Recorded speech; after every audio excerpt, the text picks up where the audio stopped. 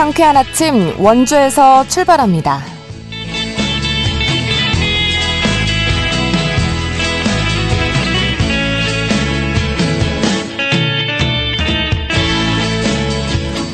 여러분 안녕하십니까?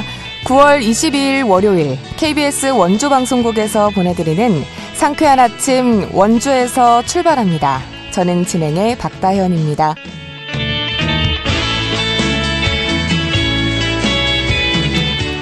월요일인 오늘 가끔 구름 지나는 가운데 하늘은 대체로 맑겠습니다. 다만 곳곳에 짙은 안개가 꼈는데요. 출근길 교통안전에 각별히 유의하셔야겠습니다. 오늘 아침 기온은 13도 안팎으로 서늘하게 출발했지만 한낮에는 24도까지 오를 전망입니다. 일교차가 큰 만큼 외출하실 땐 가벼운 겉옷 챙기시면 좋겠습니다. 오늘 준비한 소식입니다. 도로변과 골목길에 쌓인 대형 폐기물은 도시 미관을 해칠 뿐만 아니라 시민의 안전을 위협하기도 하는데요. 원주시의 대형 폐기물 수거 현황과 개선 방안에 대해 알아보겠습니다. 시민들에게 우리 옛 문화의 가치를 전하고 있는 원주 전통문화교육원에서 민화를 주제로 한 전시가 열립니다. 자세한 내용 리포터 코너에서 전해드립니다. 각 지역과 연결해 영서 남북권의 생생한 소식을 전해드리는 통신원 코너 준비되어 있습니다. 오늘은 영월군 소식 함께합니다. 9월 22일 월요일 상쾌한 아침 원주에서 출발합니다.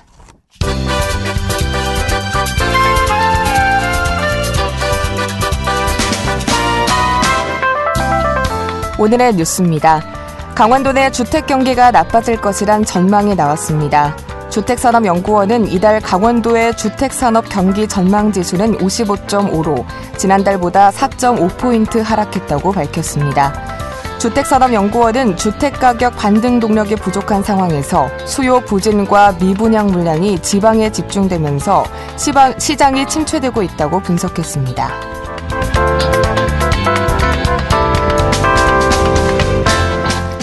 추석을 앞두고 전통시장 주변 도로의 주정차 허용 구간이 한시적으로 확대됩니다. 강원도는 다음 달 19일까지 전통시장 주변 도로 주정차 허용 구간을 기존 6곳에서 45곳으로 늘리기로 했습니다. 또 이달 말까지 소방 안전점검도 진행합니다. 이 밖에 오는 10월 2일까지 18개 시군 전통시장에서 강원도청 직원들이 참여하는 장보기 행사도 마련합니다. 원주시가 전기자전거 구입비를 지원합니다. 지원 물량은 50대입니다. 대상은 원주시에 2년 이상 살고 있는 시민으로 5년 동안 이 보조금을 받은 적이 없어야 합니다. 지원 금액은 전기자전거 구입 비용의 절반으로 최대 30만 원까지입니다. 신청은 원주시 통합 예약 플랫폼에서 하면 됩니다. 오늘의 뉴스였습니다.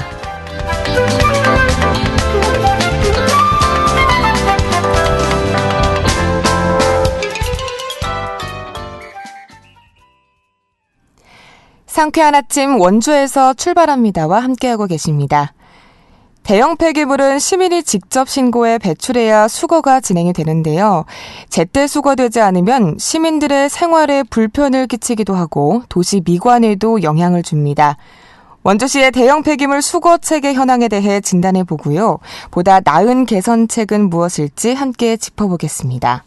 원주시 의회 안정민 의원과 전화 연결돼 있습니다. 의원님 안녕하십니까? 네, 안녕하십니까? 안정민 의원입니다. 네, 반갑습니다. 네. 본격적인 이야기를 나누기 전에 대형 폐기물은 무엇을 의미하는지 정의와 함께 또 현재 원주시의 대형 폐기물 수거가 어떤 절차로 이루어지고 있는지 간단히 짚어보겠습니다. 예, 대형 폐기물은 말 그대로 크고 무거운 쓰레기를 말합니다. 소파나 장롱 같은 가구류, 냉장고, 세탁기 같은 가전제품들, 그리고 매트리스, 자전거 같은 것들이 대표적이고요. 따로 신청한 후에 비용 처리해서 버려야 됩니다. 다음 강화유리처럼 파손 시에 위험한 품목은 제외되고요.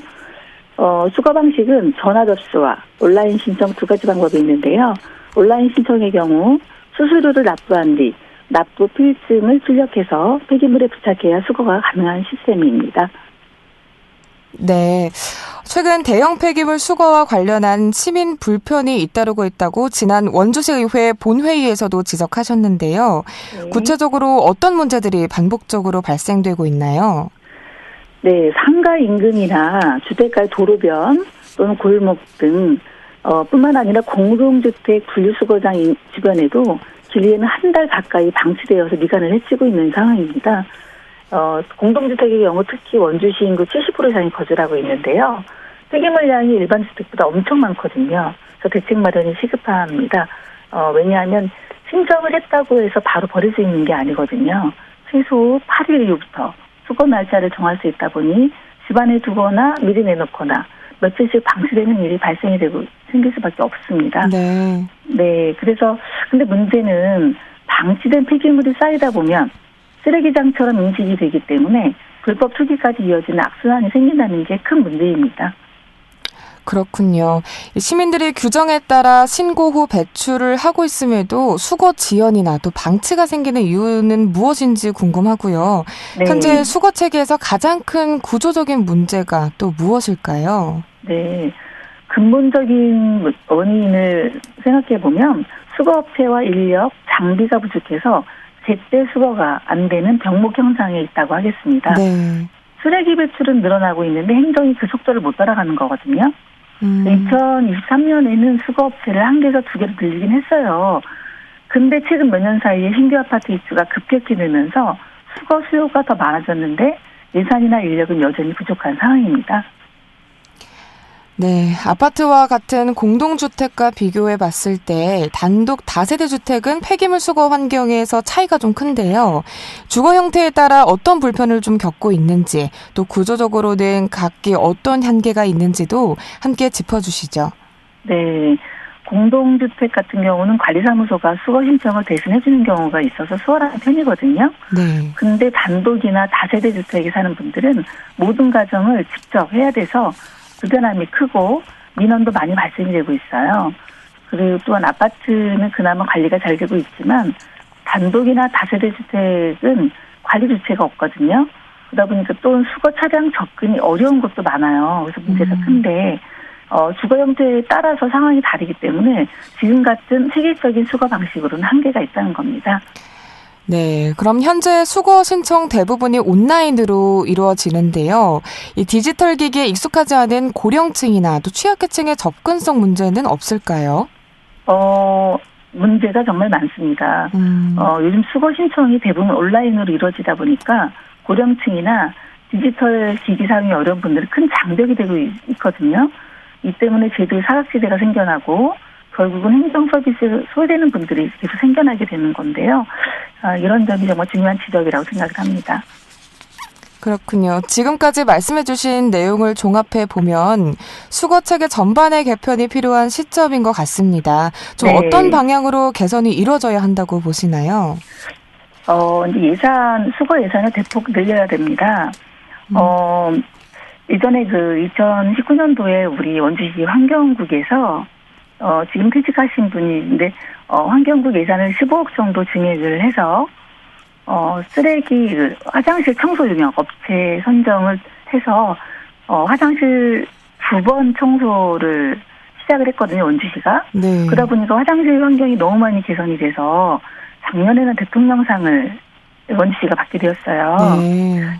수거 예산이 왜 필요한가 하면 저희가 한 11억 정도 증액이 필요한데 하게 되면 이와 마찬가지로 많은 예산은 아니라고 생각을 해요. 네. 그다음에 온라인과 오프라인을 병행하는 신청 창구가 필요한데요. 고령층이라든가 디지털 접근이 어려운 분들이 행정복지센터나 전화 방문 접수로도 손쉽게 신청할 수 있어야 됩니다. 셋째, 주거용 유형별 맞춤 수거 체제를 도입을 해야 된다고 생각합니다. 그렇군요. 말씀해 주신 개선으로는 수거 예산을 근본적으로 현실적으로 늘려야 한다고 말씀해 주셨고요. 또 온라인과 오프라인을 병행하는 신청 창구의 필요성, 또 주거 유형별 맞춤형 수거 체계를 도입해야 한다는 말씀이시죠. 네, 맞습니다. 네, 제도 개선을 위해서는 결국 재정 확보도 핵심일 것 같습니다. 네. 의원님께서는 어느 정도 수준의 예산 보강이 필요하다고 보시는지 구체적으로 말씀 부탁드리겠습니다. 예. 현재 원주시의 대형 폐기물 수집 운반 예산은 2024년도부터 26년까지 약 69억 원이 배정이 되어 있습니다. 하지만 연간 5억 이상은 추가로 확보가 되어야 적시에 수거가 가능한 체제를 만들 수가 있거든요. 근데 저희가 1회를 늘리게 되면 그 인원이라든가 차량이라든가 등등이 되면서 11억 정도가 증액이 되어야 되는 건 맞아요. 사실은 크다고 보면 큰 예산이고 작다고 보면 작은 예산이긴 하지만 대형 폐기물 역시 같은 맥락으로 화장실가 봤을 때 비용을 늘린다고 해서 큰 부담으로 볼 것이 아니라 근본적으로 민원을 줄이고 도시 미관과 위생, 시민 불편을 개선하는 투자로 봐야 된다고 생각합니다. 네, 지속적인 민원이 발생하는 만큼 대책이 꼭 필요해 보이는데요. 혹시 대형 폐기물 처리와 관련해서 원주시가 참고할 만한 타 지자체의 좋은 사례가 있다면 좀 어떤 것들이 있을까요? 예, 대표적으로 서울 마포구의 경우가 있는데 모바일 앱과 콜센터를 함께 운영을 하고 있고요. 배출 신청 자체를 쉽게 할 수 있도록 시스템이 되어 있습니다. 수거 날짜도 유연하게 예약할 수 있는 시스템이고요. 특히 주민센터에 설치된 태블릿을 통해서 디지털 기기 사용이 어려운 분들도 신청을 할 수 있도록 한 점이 아주 인상적입니다. 네, 그렇군요. 끝으로 시민과 행정 모두가 만족할 수 있는 대형 폐기물 수거 체계를 만들기 위해 좀 필요한 점이나 좀 전하시고자 하는 메시지가 있다면 청해 듣겠습니다. 예, 결국 문제는 예산입니다. 또한 유형별 낮은 대책, 수거 업체와의 협업 통합 시스템이 결국은 시민 만족도를 높이는 핵심이라고 할 수 있습니다.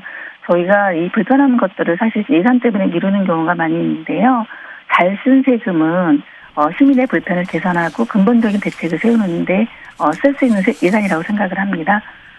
시민들의 불편이 방치되지 않도록 끝까지 성실하게 잘 마무리하도록 하겠습니다. 네, 앞으로의 의원님의 계획을 좀 여쭤봐도 괜찮을까요? 네, 일단 예산 확보를 본 예산에는 올해는 좀 힘들고요. 내년 추경이라든가 등등의 예산을 조정할 수 있도록 최선의 노력을 다하려고 지금 준비를 하고 있고요. 네. 네.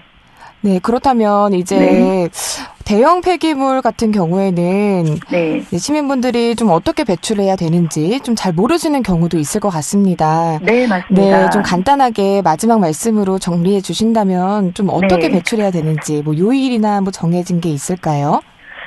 근데 이게 요일이라든가 가져가는 일정이 있는데도 쓰레기를 바깥 집안에 갖고 있기 싫어서 도로에 내놓는 경우가 많거든요. 그렇죠. 예, 그리고 아파트 같은 경우에는 대부분 사람들이 이제 깊이 들여다보면은 매트리스라든가 이런 게 나와 있어서 비가 맞고 그래서 곰팡이 쓸고 이러는 것들이 방치되는 경우가 되게 많아요. 근데 문제는 시민들의 문제가 아니죠. 이게 왜냐하면 바로바로 쓰레기를 가져가는 상황이라면 문제가 안 되는데 이게 이제 30일 이상 방치가 되는 시스템이니까 시민들이 요일 배출일을 알고 배출을 해도 적시 수거가 안 된다는 것이 어찌 보면 이제 가장 큰 문제라고 생각을 합니다. 그래서 통별로, 반별로, 동별로 전부 다 수거일에 대해서 안내를 하고는 있지만 이 두 가지가 잘 이루어지지 않는 거는 수거 체제의 문제라고 생각을 합니다. 네, 근본적으로 수거가 제때 이루어지려면 좀 인력이 확충되어야 할 것 같고요. 네. 인력이 확충되려면 아무래도 말씀해 주신 근본적으로 수거 예산을 좀 현실적으로 늘려야 하는 게 지금으로서는 좀 필요해 보입니다. 네, 대형 폐기물 수거는 시민 생활 환경과 직결되는 사안이기도 한데요. 주민 불편을 줄이고 또 행정의 신뢰도를 높이기 위해 보다 체계적인 개선책이 하루빨리 마련되길 바라보겠습니다. 네, 의원님 말씀 잘 들었습니다. 감사합니다. 네, 감사합니다. 네, 지금까지 원주시 의회 안정민 의원과 이야기 나눠봤습니다.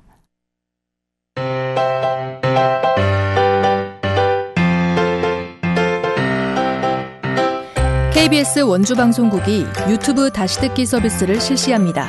매일 아침 강원 영서남부권의 뉴스와 정보를 전해드리는 상쾌한 아침 원주에서 출발합니다는 KBS 원주라디오 유튜브 채널을 통해 다시 들을 수 있습니다.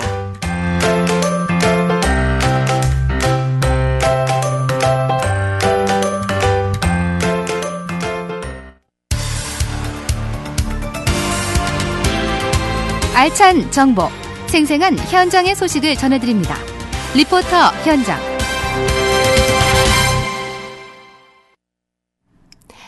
함께 하시고 계신 지금 시각 8시 45분 지나고 있습니다.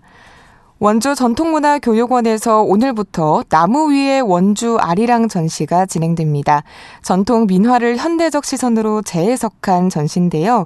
리포터 현장에서 자세한 내용 알아보겠습니다. 추인의 리포터 자리 함께했습니다. 어서 오세요. 네, 안녕하세요. 네, 전시 주제가 참 독특한 것 같은데요. 이번 전시는 어떤 전시인가요? 네, 이번 전시는 최근 서울에서 전시를 마친 송기성 작가를 초청해서 원주 전통문화교육원이 마련한 초대전인데요. 이 전시 주제가 나무 위의 원주 아리랑인 이유는 원주의 나무로 만들어진 여러 생활용품을 소재로 이 생활용품 위에 전통 민화를 현대적으로 해석한 그림을 함께 전시하기 때문입니다.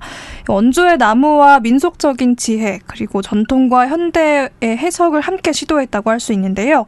특히 이 송기성 작가는 원주를 상징하는 시조인 꿩과 또 시목인 은행나무를 소재로 이 전통 민화를 그렸고 기존의 전통 민화 틀에서 벗어난 현대 민화풍 작품 활동으로 여러 차례 원주에서 전시회를 진행한 바가 있습니다.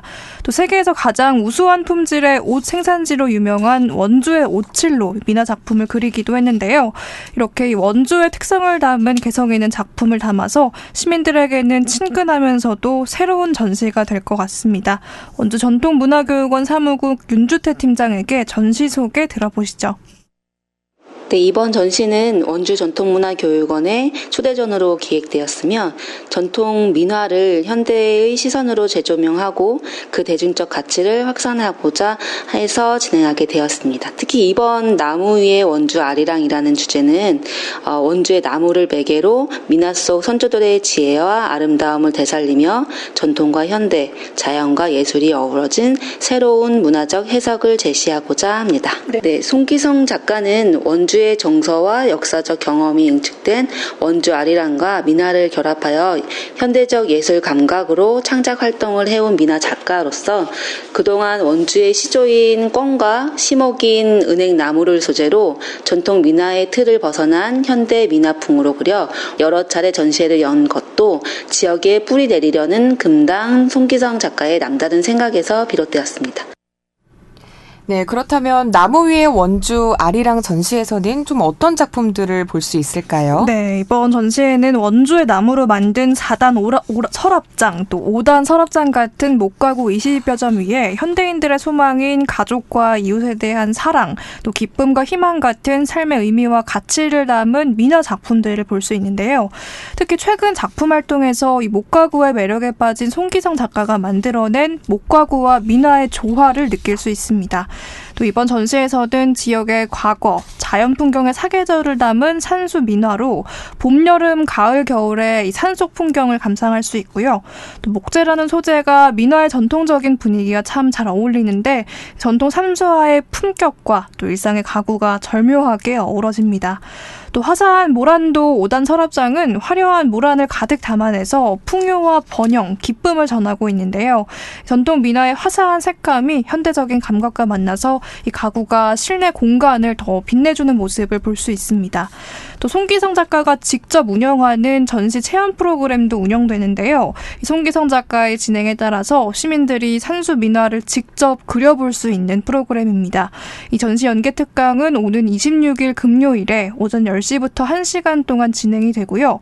오늘부터 원주 전통문화교육원 홈페이지에서 이 프로그램을 신청하실 수 있습니다. 이번 전시 연계 특강 신청과 함께 또 하반기에 진행될 여러 가지 체험 프로그램 운영 소식 윤주태 팀장에게 이어서 들어보시죠. 이번 수업은 송기성 작가가 직접 주도하고 송기성 작가의 제자인 한지연 작가가 함께 도와줄 예정입니다. 네. 원주 전통문화교육원은 원주 향교에서 원주시의 시비를 받아 운영하는 기관입니다. 교육원에서는 다양한 체험과 문화 생활로 원주의 역사와 전통 문화를 통해 우리 원주의 정체성에 대해 생각하고 발전시킬 수 있는 계기를 마련하고자 합니다. 9월 26일에는 나마스테인 향교가 요가와 명상, 차음이 함께하는 프로그램이 진행 예정이며 매달 진행하고 있는 요가와 국선도 그리고 임산부를 위한 한땀 태교 수업이 11월까지 진행 예정입니다.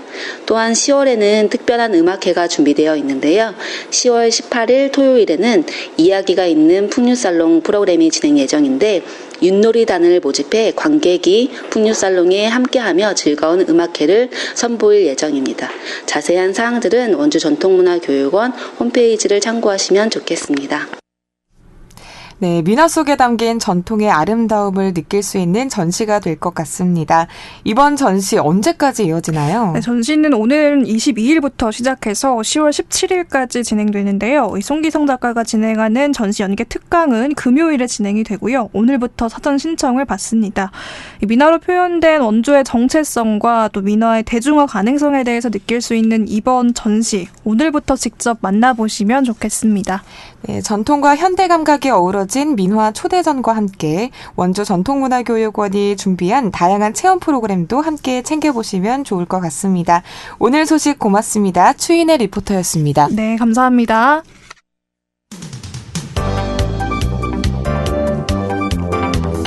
생생한 현장, 유익한 생활 정보를 전해드리겠습니다. KBS 원주라디오 상쾌한 아침 원주에서 출발합니다를 함께하고 있습니다.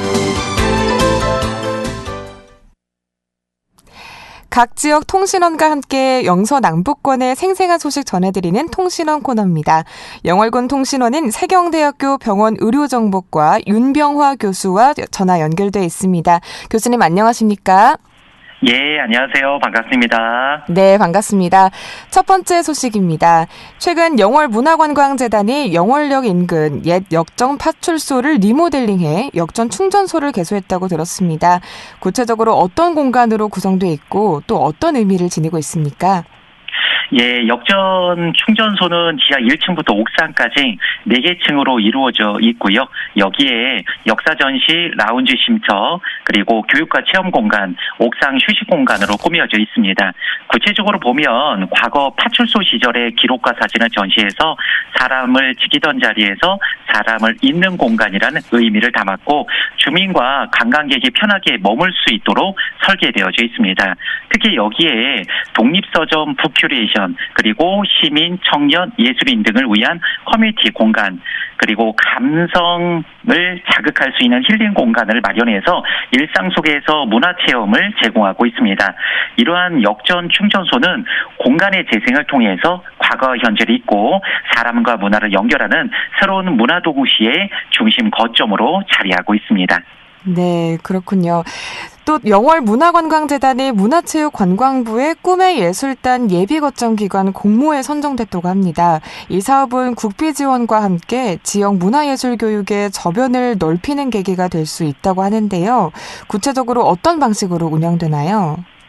예, 이 꿈의 극단 사업은 연극과 뮤지컬, 전통예술 등을 기반으로 지역의 아이들이 직접 무대에 서면서 공연을 만들어가는 교육과정입니다. 단순히 예술을 관람하는 것에서 벗어나서 노래를 통해서 스스로 창작하고 표현하는 경험을 제공한다는 점에서 큰 의의가 있는데요. 네. 이번 예비거점 기관으로 선정이 되면 3개월간 올해 말까지 운영을 하고요. 향후에 지원거점 기관으로 전환이 되면 내년 최대 5천만 원에서 한 1억 원 정도의 국비를 지원받아서 본격적으로 운영이 가능해집니다. 이번 사업을 통해서 지역 청소년들이 다양한 예술활동에 참여해서 자신감을 키우고 공동체 의식을 배우는 장이 마련될 것으로 보이는데요. 더 나아가 영월이 예술 교육의 중심지로 성장할 것으로 예상이 됩니다. 네, 저도 기대가 되는데요. 영월군의 고향사랑 기부제가 짧은 기간 동안 2억 원을 돌파하며 큰 성과를 거뒀다고 합니다. 이번 성과의 주요 배경은 무엇이고 또 앞으로 이 기부제가 지역에 어떤 의미를 지니게 될까요? 예, 올해 고향사랑 기부제는 답례품을 좀 다양화했습니다. 오징어 불배, 영월상, 영월쌀, 청국장, 오란다, 김치 이러한 다양한 답례품으로 큰 인기를 끌었고요. 기부자들의 만족도도 높아졌습니다. 여기에 영월 출신 인기 드라마 작가인 황순영 씨를 비롯해서 농협의 직원들 그리고 기업인들이 적극적으로 참여해서 모금액을 이제 무려 지난해보다 163%나 증가시켰습니다. 기부금을 주로 한 지역은 강원도를 비롯해서 경기도와 서울이었고요. 주민들이 가장 선호하는 금액은 10만 원 단위로서 기부가 활발하게 이루어졌습니다. 앞으로도 이 기부금은 지역 발전과 주민 복지를 위해 재원으로 쓰이고요. 영월을 알리는 데 큰 역할을 할 것으로 기대가 됩니다. 네, 영월은 또 교육특구로 지정된 이후 창업교육을 통한 미래인재 육성에 힘을 쏟고 있다고 들었습니다. 어떤 교육과 또 프로그램이 운영되고 있으며 학생들에게 어떤 변화를 가져오고 있을까요? 예, 영월의 창업교육은 이론교육에서 벗어나서 지역 창업가들과 학생들을 멘토, 멘티로 엮어서 실제 창업 과정을 경험할 수 있도록 설계를 했습니다. 학생들은 15개 창업 동아리를 만들어서 아이디어를 구체화하고 사업계획서를 발표하는데 지난 2025 강원 학생 창업 페스티벌에서도 4개 팀이 우수한 성과를 거뒀습니다. 그리고 6월에는 호주 현지로 가서 학교 학생들과 교류해서 글로벌 잡스쿨에 참여해서 국제적인 시야도 넓히기도 했고요. 이런 과정을 통해서 학생들이 문제 해결 능력, 창의성, 그다음에 협업 능력 등을 키워서 스스로 아이디어를 현실화하면서 자신감을 얻고 있습니다. 이런 활동의 중심에는 영월 진로 진학 지원센터가 있고요. 센터는 이러한 성과를 바탕으로 내년에도 학생들이 좀 더 창업 교육을 강화시켜 나갈 계획이라고 합니다. 네, 마지막 소식입니다. 매년 여름 반복된 집중호우로 큰 피해를 입어온 산솔면 석항지구가 재해 위험 지역에서 벗어날 수 있는 길이 열렸다고 합니다. 행정안전부의 공모사업에 선정됐다고 하는데요. 주민들에게 좀 어떤 변화를 줄 것으로 기대가 될까요? 이 석항지구는 대표적인 제취약 지역인데 이번에 풍수의 생활권 종합정비 사업의 대상지로 최종 선정이 돼서 444억 원의 사업비를 확보를 했습니다. 2030년까지 앞으로 5년간 하천정비, 교량 재가설, 천변 저류지 조성, 사방댐 축조 등 종합적인 재해예방시설을 단계적으로 구축할 예정이라고 합니다. 이 사업은 주민들이 안전하게 생활할 수 있는 기반을 마련했다고 보는데요. 더 이상 비만 오면 두려움에 떨지 않고 안심할 수 있는 마을로 변할 것으로 기대가 되는데요. 나아가 영월군은 앞으로도 중앙부처와 각종 공모사업에 적극 참여해서 국민의 생명과 안전을 지키는 재해예방 체계를 갖출 것으로 예상이 되고 있습니다. 네, 말씀 감사합니다. 지금까지 세경대학교 윤병화 교수와 함께 영월 지역 소식 들어봤습니다. 교수님 감사합니다. 예, 감사합니다. 네, 9월 20일 월요일에 전해드린 KBS 원주방송국 상쾌한 아침 원주에서 출발합니다. 오늘 순서는 여기까지입니다. 지금까지 기술 조원재, 구성 황진영, 진행의 박다현이었습니다. 여러분 좋은 하루 보내세요.